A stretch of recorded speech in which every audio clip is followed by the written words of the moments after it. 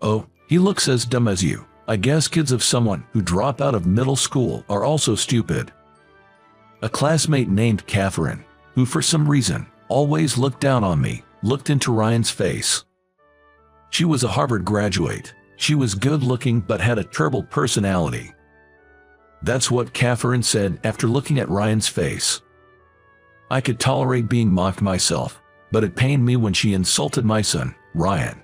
Despite my patience, I raised my voice. His education level doesn't matter. Just because you went to Harvard doesn't give you the right to speak to my son like that. Seeing this, Ryan said in a cold voice, "Dad, this woman, it's Mrs. Smith, right? Should we fire her?" Ryan might look like he's 10, but he's no ordinary 10-year-old. Catherine would later come to realize this. My name is John. Probably a very average 8th grader at that time. Part of the soccer team, sometimes on the bench, sometimes not. Unlike the noticeable guys, I don't have a girlfriend. Yes, just an utterly average 8th grader. I had one strength and one weakness. First, my strength was math. I wasn't good at all subjects, but for some reason, math just clicked for me. I solved problems without much struggle, even if it was an advanced problem I saw for the first time. I was the only one in my grade who could solve some tough problems, and I've been holding the top rank in math since admission. I especially loved binary numbers. It felt romantic to count in a system other than base 10. It felt like a game and was very fun. On the other hand, my weakness, or rather the person I couldn't stand, was a beautiful classmate named Catherine Smith from elementary school. For some reason, Catherine treated everyone else normally, but she was cold to me. We used to play together in early elementary school and even visited each other's houses, but around our school trip in elementary school, she suddenly became distant and would only speak ill of me. "John, don't slack off during cleaning. Come on, take out the trash." It wasn't just me who was slacking off, but Catherine would say this and toss the trash can at me. "John, don't just stand there, put out the flame. You're so useless." Anyone could turn off the burner during our science experiments, but Catherine would always complain to me. Moreover, she'd say things like, "I can't touch that alcohol lamp now that John has touched it," as if I was something dirty. I wanted to retort, but Catherine was bold, beautiful, and one of the top-ranking girls in our class hierarchy. I could never talk back and just took her remarks. I always thought that one day I'd prove her wrong, but the only thing I had over Catherine was math. However, she was decent at math and was top of the class in overall grades. Throughout middle school, Catherine kept targeting me. And as fate would have it, we ended up going to the same high school. So my high school life started with the same strength and weakness. Then, during my sophomore year of high school, my life took a 180-degree turn. My father, who was the backbone of our family, passed away. He loved fishing in rivers. One morning while going fishing, he drove the wrong way on a mountain road and plunged off a cliff, taking his car with him. And he never came back. Our family, which had been living a modest yet peaceful life, was shattered. I can never forget my mother's face when she received the call from the local police. I'll never forget the pale face of my father when we rushed to the hospital. After my father passed away, my mother, who had always been a stay-at-home mom, decided to work as a temp, but she couldn't keep a job for long because the sudden loss of my father often made her ill. Just when I thought she'd been working for a while, she'd end up bedridden. She'd get better and start working again, but within about 3 months, she'd fall again. I thought I couldn't put her through that anymore.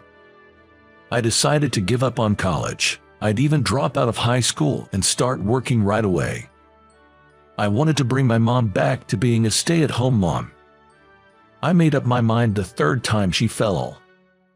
Catherine, who always criticized me, confronted me when I decided to quit high school. "What are you thinking? Are you out of your mind? Without a high school diploma, you won't stand a chance in society. You have just 1 more year of high school. Don't quit now. Only a fool would drop out. Catherine strongly disapproved of my decision, but there was no changing my mind. I handed in my resignation that week and left high school by the weekend. After quitting, I first took a part-time job at a local convenience store. I'd never worked before since my high school didn't allow part-time jobs, so every day was a new experience for me. It was tiring, but I had committed to supporting our livelihood, and there was no turning back. As I got used to the convenience store job, I began to work part-time at a British pub in the evenings. My mother, seeing the occasional burns I came home with, would cry, worried about my erratic lifestyle. Still, not everything about the job was tough. As I continued with my part-time jobs, a new chapter began in my life. There was a woman named Kate who worked as a server at the pub. Kate attended a renowned state university nearby, studying robotics.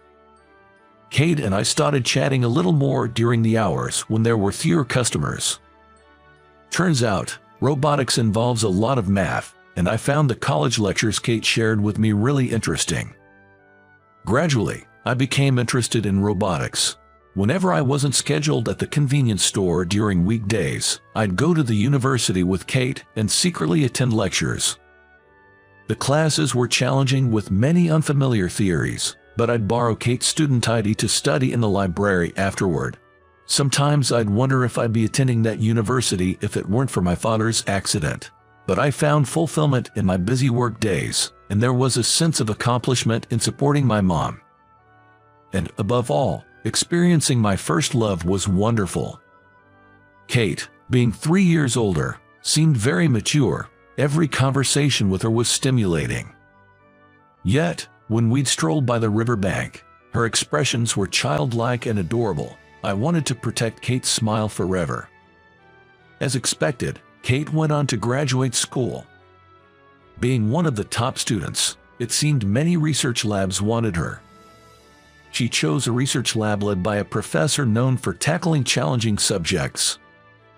Since Kate's research often extended into the late hours, she quit her part-time job at the British pub, so we no longer ran into each other at work. But every evening, once I was done with my own job, I'd visit Kate's apartment, cherishing the few moments we could spend together. Kate's apartment looked like that of a stereotypical science student. Aside from essential furniture and household items, there were piles of specialized books everywhere. By this time, I couldn't comprehend the complexity of the books Kate was reading, but she'd occasionally simplify her research for me. "You know, John, after working a few years, you can always choose to go to college," she said. I thought I had given up on the idea of going to college, but it was Kate who showed me such an option. Turns out, not everyone entering college is a fresh high school graduate around 18 or 19. Many adults do it, too. Those who've worked after high school and then felt the urge to study more also enroll. But Kate, I didn't even graduate from high school. When I mentioned that, Kate told me about the GED system. Apparently, even for someone like me who hasn't graduated from high school, if you pass the GED test, you are considered to have a high school level education and can then apply for college. Right now, I don't have the money for college tuition, and I'm maxed out just supporting my mom and me, but a new dream was born in me, to save up money and go to college someday. My dates with Kate were mostly in her apartment or on the university campus, but they were always a lot of fun. The university's cafeteria was affordable and tasty. Plus, considering the appetites of college students, they had plenty of large portion options, which was great. Kate loved the parfaits from the cafeteria. Every time I bought her one and brought it to our table, she'd be so delighted.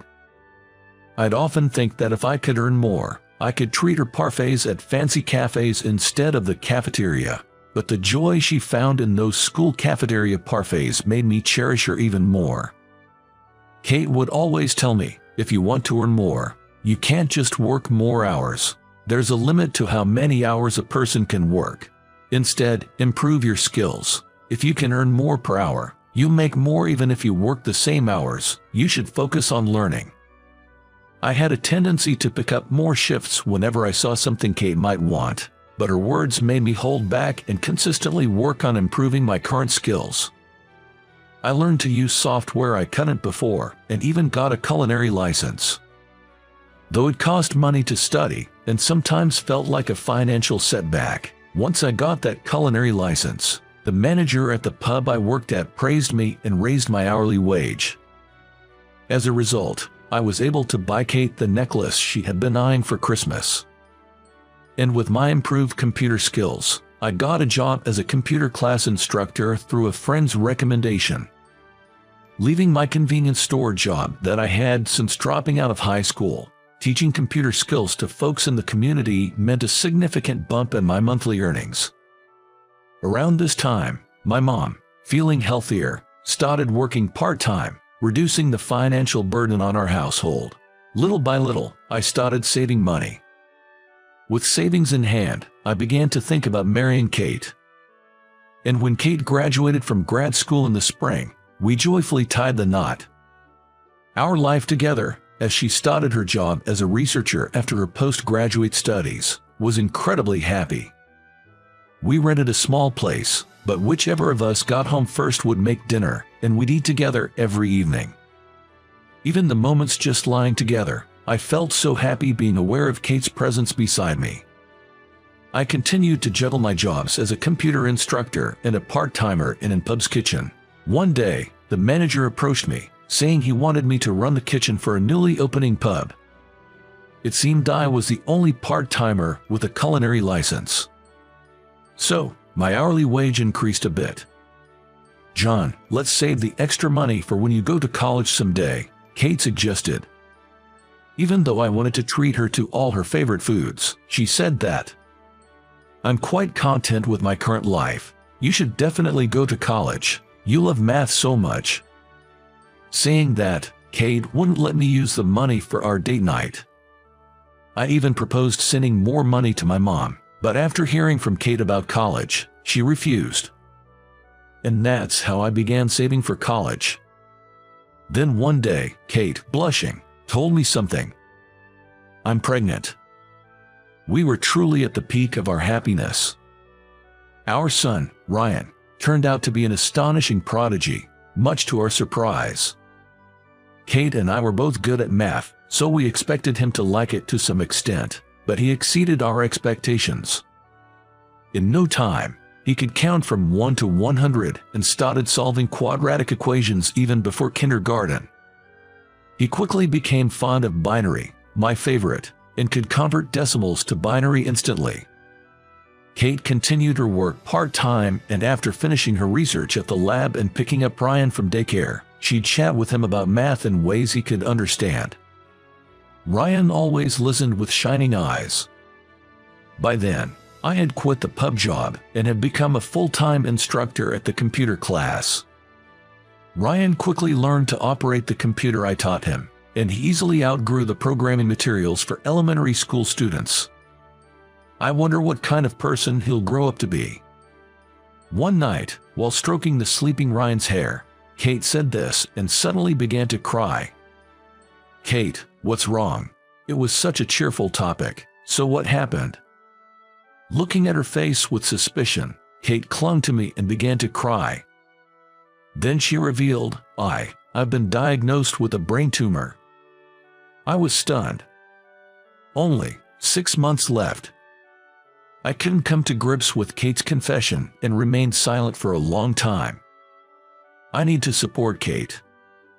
I knew it, but I couldn't help picturing my father's pale face. Now, even Kate. It reminded me of the atmosphere when my mother answered the phone that day. It's terrifying. Please tell me it's a lie. Tell me you're just groggy. I couldn't accept Kate's illness, and for a while, life continued as usual. Kate went for treatments, but she never talked about her illness since then. I thought maybe we could just pretend it never happened. But one day, a call came from the lab. Kate collapsed. Lying in the hospital bed, Kate had regained consciousness but was hooked up to several lines, breathing through an oxygen mask. I wanted to look away, but the situation had escalated to a point where I couldn't. "Please, look after Ryan." By the time I finally accepted the reality of her words, Kate's condition had deteriorated to a level beyond treatment. For the month before Kate passed away, we repeatedly talked about Ryan's future. Kate apologized to me and Ryan, again and again. She had nothing to apologize for. The hardest part was for Kate, having to leave Ryan behind. "Ryan has an incredible talent," Kate kept saying. I felt the same way.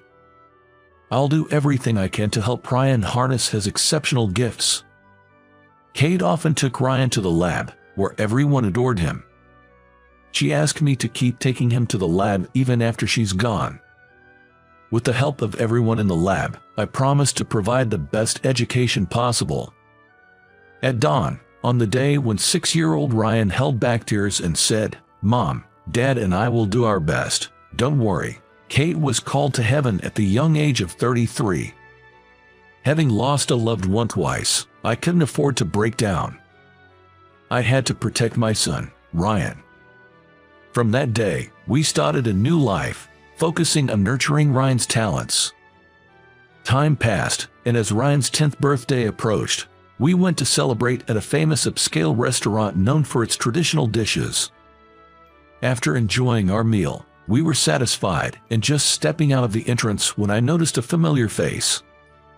Catherine. It was Catherine, an old acquaintance from elementary to high school. She was there dining with her boyfriend. Upon seeing us, the corner of her mouth twisted into a smirk.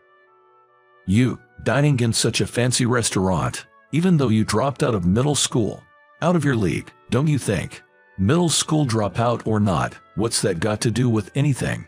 I didn't want to provoke Catherine, especially with Ryan around. I tried to leave quickly, but she kept on throwing jabs. "You probably can't even educate your child properly with your dropout status, can you?" I had promised Kate to prioritize Ryan's education, so this really got under my skin. Still, I tried to ignore her and started to leave with Ryan. "Look at him. He's got that clueless look, just like a dropout's child. I guess stupidity runs in the dropout family." Catherine pushed further. Although I could handle insults thrown at me, when she insulted Ryan, I lost it and snapped back. "My educational background has nothing to do with this. Just because you went to Harvard doesn't give you the right to talk that way about my son." "Oh, come on. Is it because you didn't even finish high school?" Catherine continued to mock. Ryan suddenly said in a cold voice, "Dad, this woman, it's Miss Smith, right? Should we fire her?" "What are you talking about, Ryan?" Attempting to reprimand him, Ryan continued, "She's a business associate of my company. She might not know me, but I've seen her. She's from the security firm we've outsourced to, so at the very least, I can have her removed from the current project. Right, Miss Smith?" "Ryan, there's no need to retaliate, no matter how much one is mocked." That being said, I might have snapped back a bit earlier. I tried to silence Ryan's harsh words. "What? How can a kid like this be associated with my company? There's no way you can fire me. Talk in your dreams." Clearly shaken by being addressed by Ryan, Catherine snapped back and disappeared into the restaurant with her partner. "Ryan, you shouldn't talk about firing someone like that," I advised him, but Ryan still looked discontent. Ryan can be a bit sharp-tongued at times. Well, being acknowledged as a member in Kate's lab, researching robotics as an elementary schooler, and even doing system development, I can see why he might have become a bit assertive and outspoken. But kindness and relationships are the foundation for all. Just because he's a child doesn't excuse everything he says, especially since he's working with adults on system development. He needs to be careful with his words. Ryan developed a digital photo album app. It became a massive hit. With the profits, we set up a company to develop the next app. On paper, I was listed as the CEO, but in reality, Ryan was the one pulling most of the strings. The security aspect of that album app was outsourced, and Catherine worked for the outsourced company.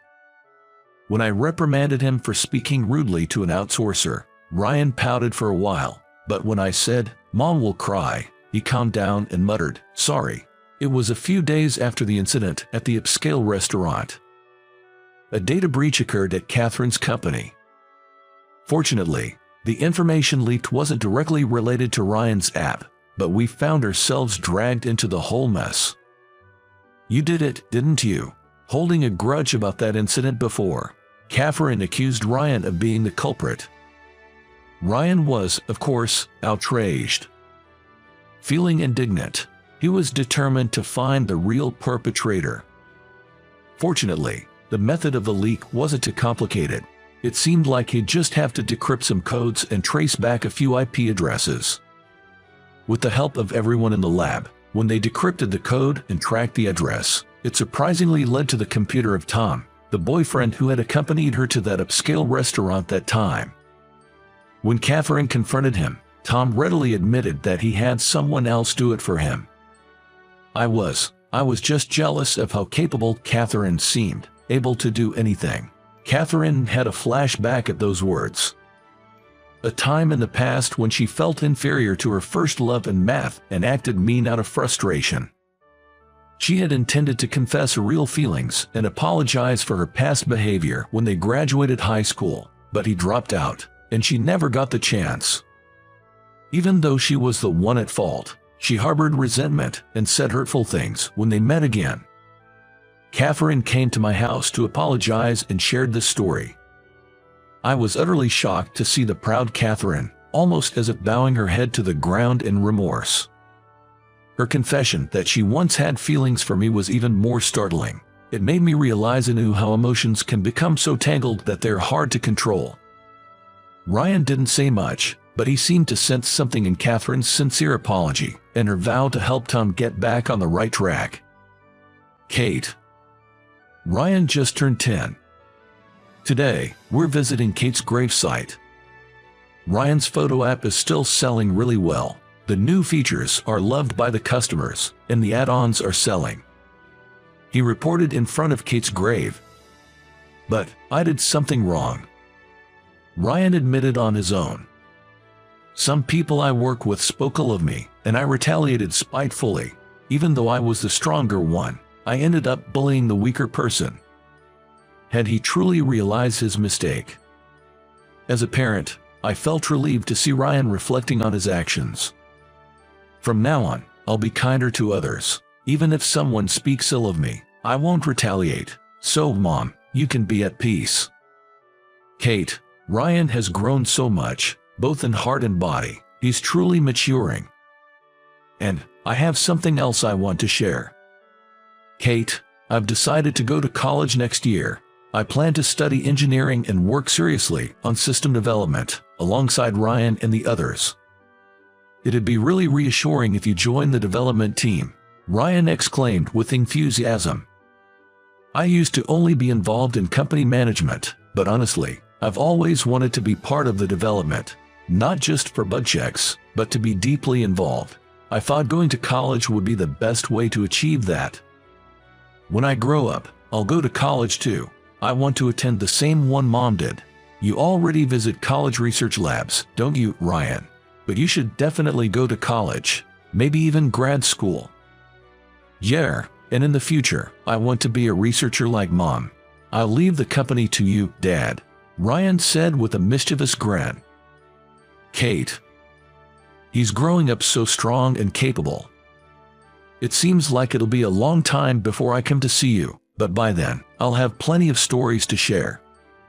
So, please wait for me there. I whispered to Kate in my heart. John, Ryan, I will always be watching over you. It felt like I heard Kate's voice carried by the wind. All right, Ryan, let's grab some ice cream from the campus cafeteria on our way home. Yay! Ryan cheered. We started walking hand in hand on our way home, the scent of spring beginning to mingle with the air